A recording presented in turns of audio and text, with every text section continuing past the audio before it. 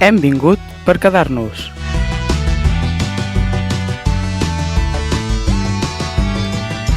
Us donem la benvinguda a l'Hem vingut per quedar-nos, un programa 100% dedicat als equips femenins i a les esportistes de Catalunya. I seguim aquí amb vosaltres la Toñi Muñoz, la Yolanda Bacardit i l'Aida Àngel.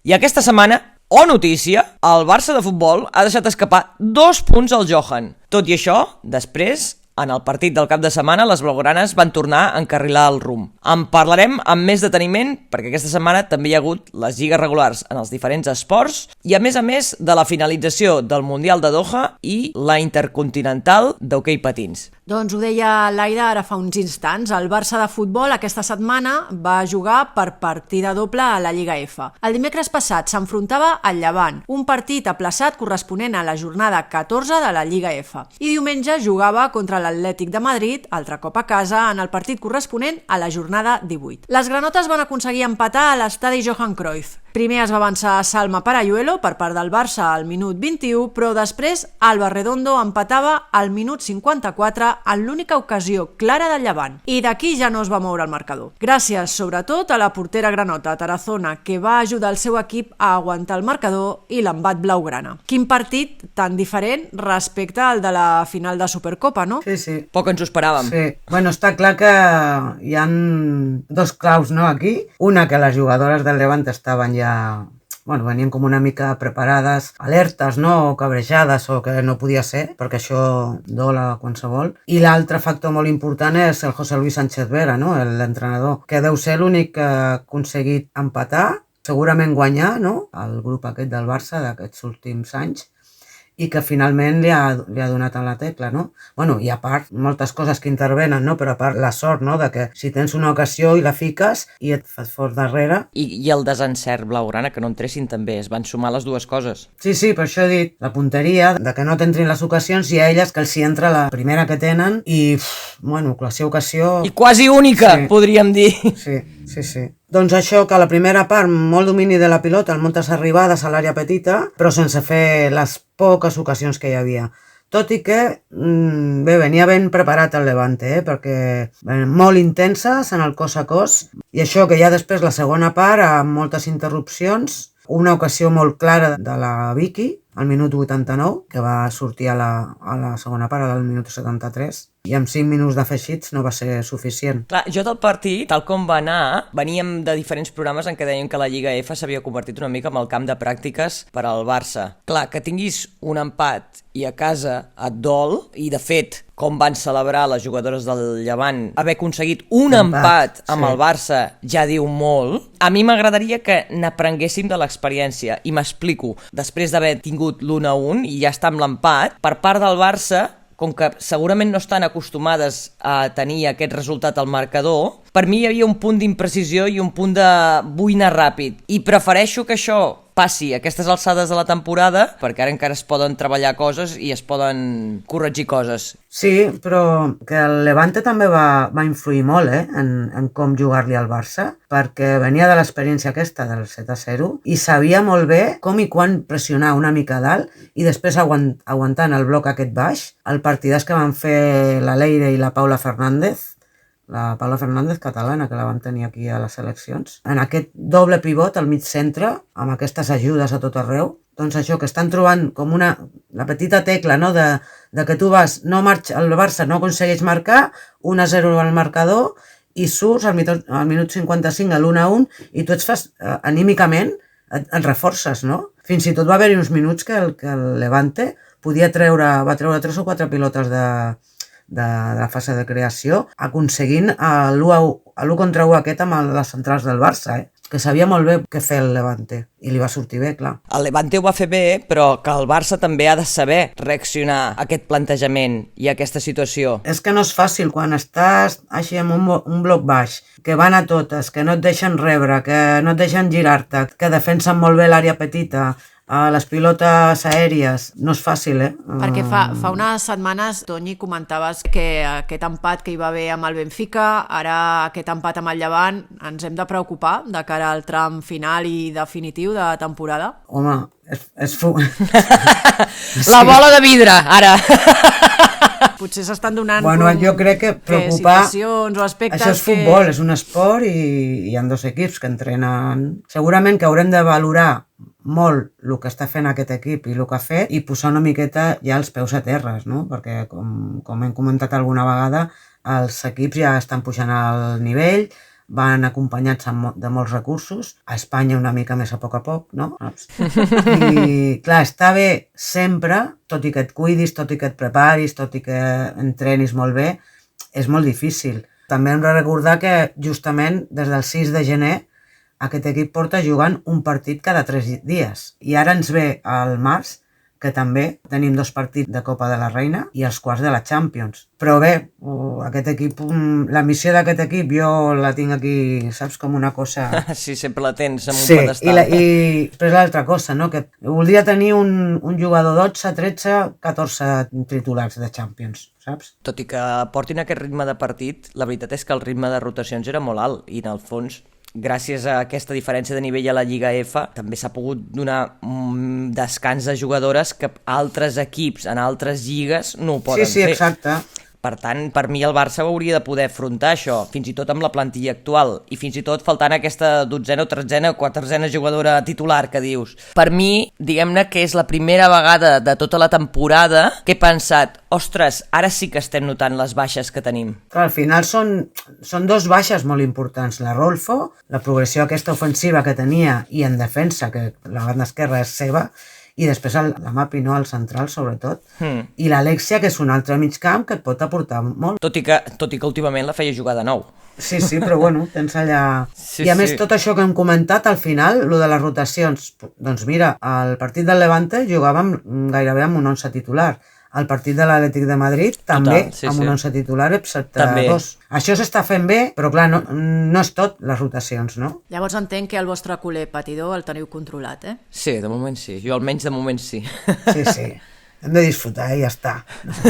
Va, doncs amb aquest empat es trenca una ratxa històrica. Les blaugranes no havien deixat escapar cap punt, acumulant 79 victòries consecutives a l'estadi Johan Cruyff, i és el primer a la història que s'empata al Johan. Per trobar un partit anterior sense victòria catalana ens hem de remuntar al 13 de febrer del 2019, quan l'Sporting de Huelva va saltar en aquest cas al ministadi, quedant 2-3. I ara sí, entrem a valorar el partit d'aquest diumenge contra l'Atlético de Madrid, també jugat al Johan, però en aquest cas sí amb victòria blaugrana, amb gols de Salma Parayuelo al minut 39 i el segon de Vicky López al 76. Tot i la victòria, vau tenir sensació agradolça, és a dir, no vam veure la superioritat que ens tenen acostumades aquestes jugadores amb equips de la Lliga F. Ja heu anat comentant coses, però ara ho concretem amb aquest partit. Sembla que els equips això que estan trobant una mica la fórmula, no?, de com jugar-li al Barça. Descansàvem la Walsh i la Mariona i sortia la Patri de 6 i la Pina per l'esquerra amb la Brunk de 9. Un partit també amb moltes intensitats en les jugades, a l'1 contra 1 i els duels. Moltes, per això et dic que els equips ja sembla que estan trobant. L'Atlètic de Madrid descaradament ja en un bloc molt baix i que no acabava de sortir. També vaig notar que deixava l'amplitud i la profunditat per les bandes, una altra pista del que estan, no, el que van trobant, les fórmules que van trobant els contraris. Sí, al final tens poques ocasions perquè no clares, vull dir. Sí que ho intentes, la Graham també ho va intentar els primers minuts molt participativa, però al final si tens poques ocasions o lents clares i no marques, doncs que al final l'1-0 a la primera part és com bueno, ens té mal acostumats al final també, perquè això és futbol, saps?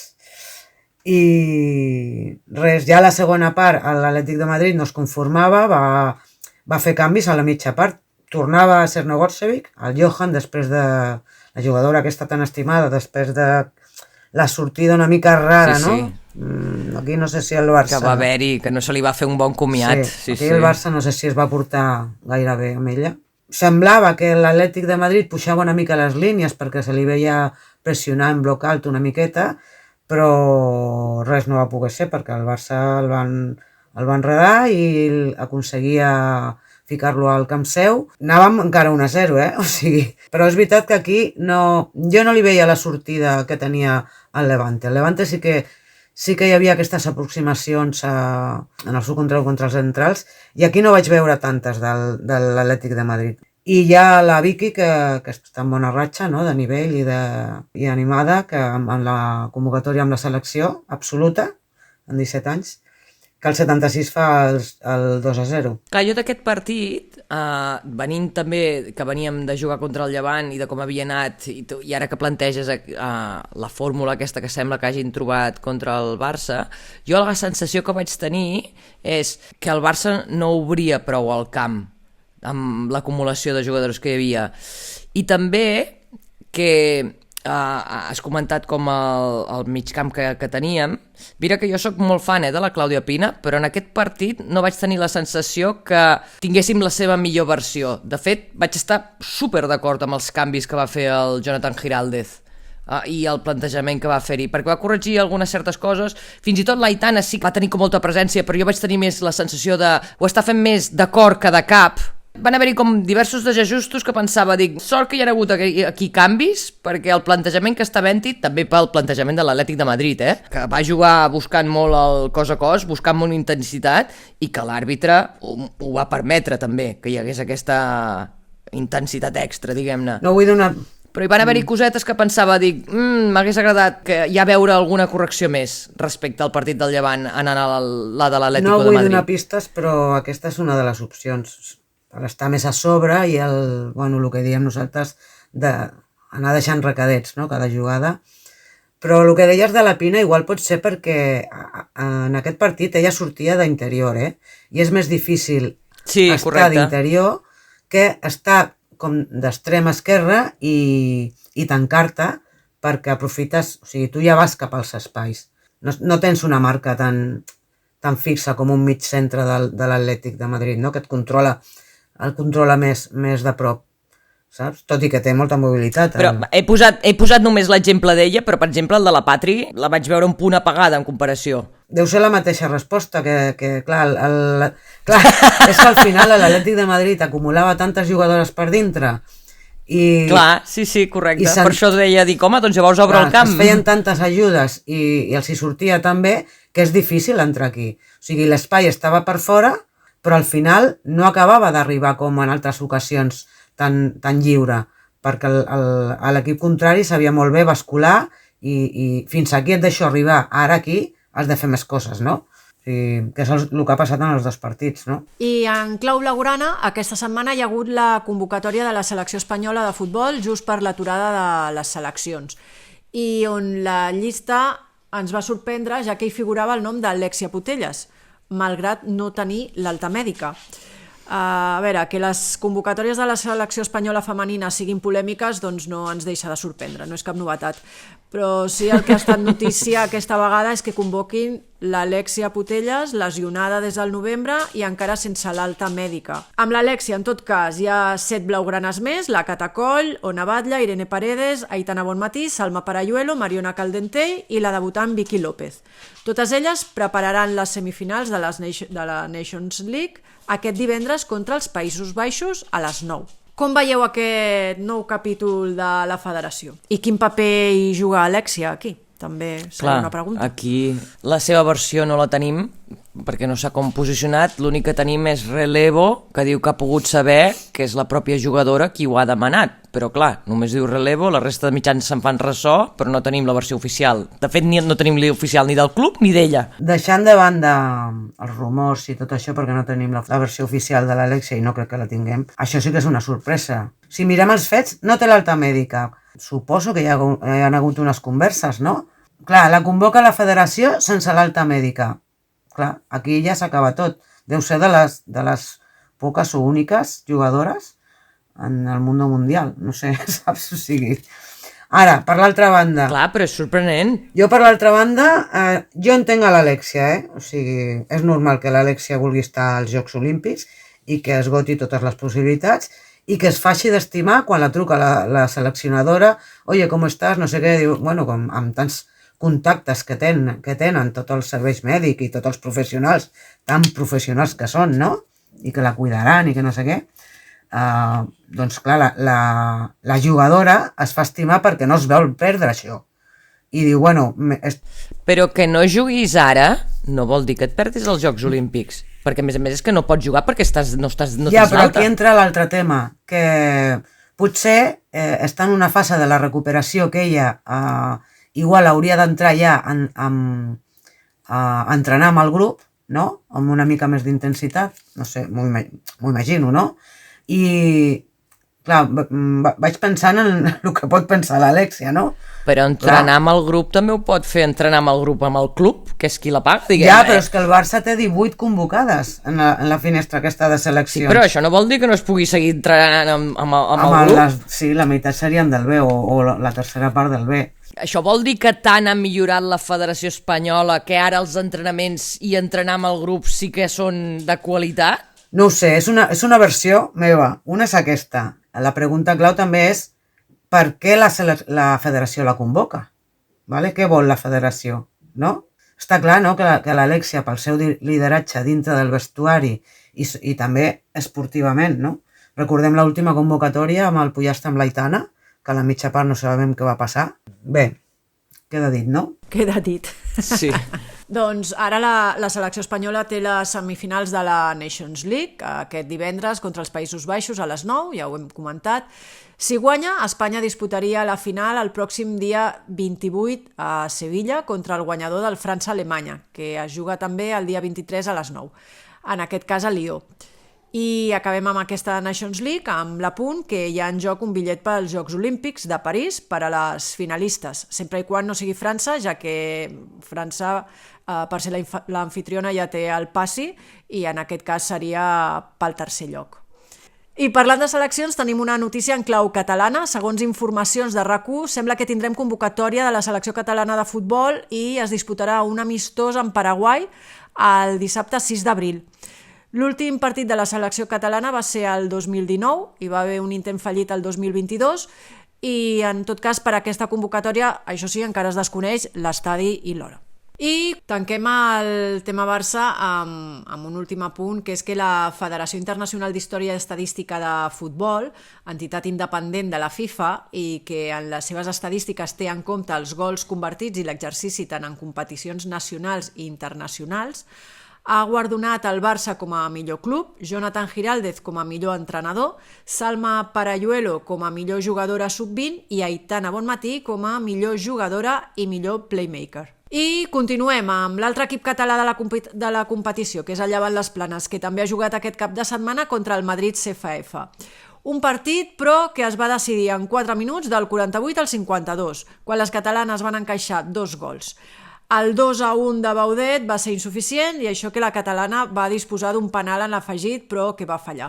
I l'Agmari va acabar expulsada. Déu-n'hi-do al partit, no? Doncs sí, encara estic pensant en la nit que haurà passat la Cristina Baudet, que vam coincidir en el Sant Graviel, perquè clar, començo pel final, no? Fa l'empat, que era més difícil la rematada aquella, que el penal que en teoria no et molesta ningú, sí. I després la segona rematada. Sí, que la portera l'atura, li va i després l'envia als núvols, que dius, ostres, en sèrio? Però bé, que això és el futbol i després donarà moltes coses a Cristina al Levante i ja està, s'ha d'oblidar ràpidament, però que jo crec que l'empat hagués sigut més just. Més just, sí, perquè la primera part vaig veure, em va agradar molt el Levante, la primera part, tot i les seves rotacions, que jo al·lucino com un equip és capaç d'integrar jugadores noves cada temporada, que renova plantilla gairebé, i ara que ha fitxat, va entrar de titular, ho dic perquè va entrar de titular l'altra marroquina, la capitana de la selecció marroquina, la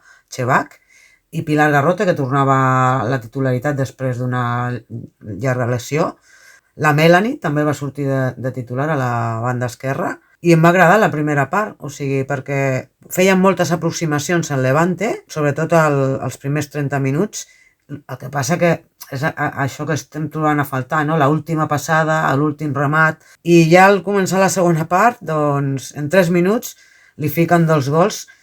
Jo crec que aquí un altre debat que, a veure, veig el Levante que vol anar pel partit i veig que comença a pressionar en un bloc molt alt, Però clar, tu per pressionar en un bloc molt alt ho has de treballar molt bé i sobretot conèixer-te bé amb les jugadores, no? Amb les que estàs al camp, no?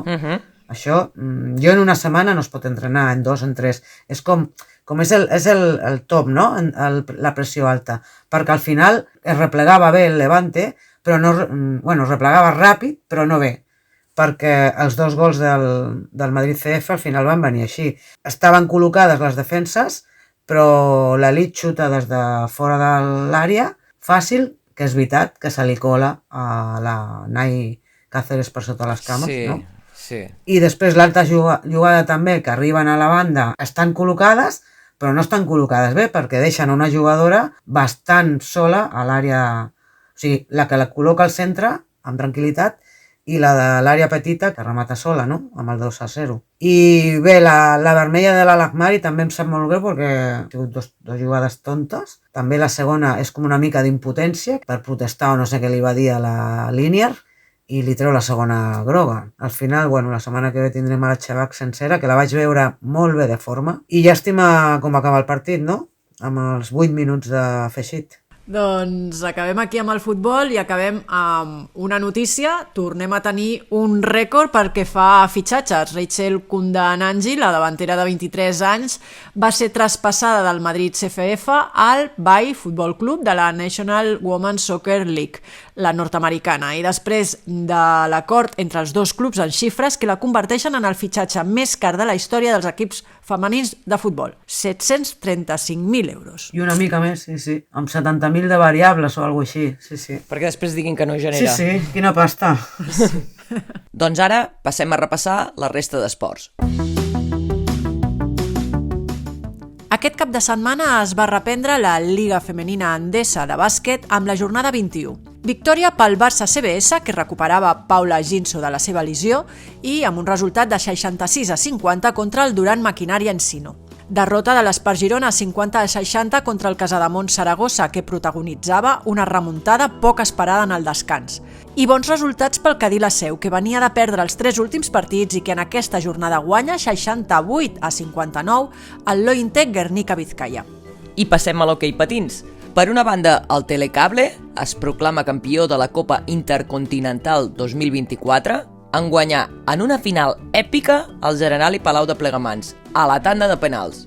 I per l'altra, tenim els resultats de la jornada 16 de la Hockey Lliga Iberdrola. Tenim Alcobendas 0, Las Rozas 2, l'Igualada Femení Grupo Guzmán empata amb el Corunya, el Cerdanyola Fenia Energia perd 2-3 davant del Solideo Sant Cugat, el Vilassana Cop d'Ivars guanya contundentment 8-1 davant del líder Grip Mataró i el Benvibre Hockey Club guanya 2-1 al Martinelli Manlleu. En rugby, com ja us explicàvem fa unes setmanes, la Lliga Iberdrola es troba en la segona fase, que es divideix en 2 grups.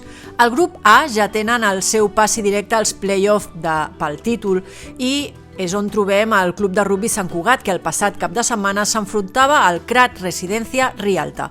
Partit que va quedar en empat a 24, i en el grup B es troben els equips que per una banda hauran d'eludir el descens i la promoció i de l'altra a aconseguir la 5ª i 6ª posició general que atorguen el pas a quarts de final. Aquí tenim la BR Futbol Club Barcelona, que va perdre contra el Genova Cocos Rugby i es posicionen en el segon lloc de la classificació amb 16 punts, just darrere precisament del Genova Cocos amb 17 punts.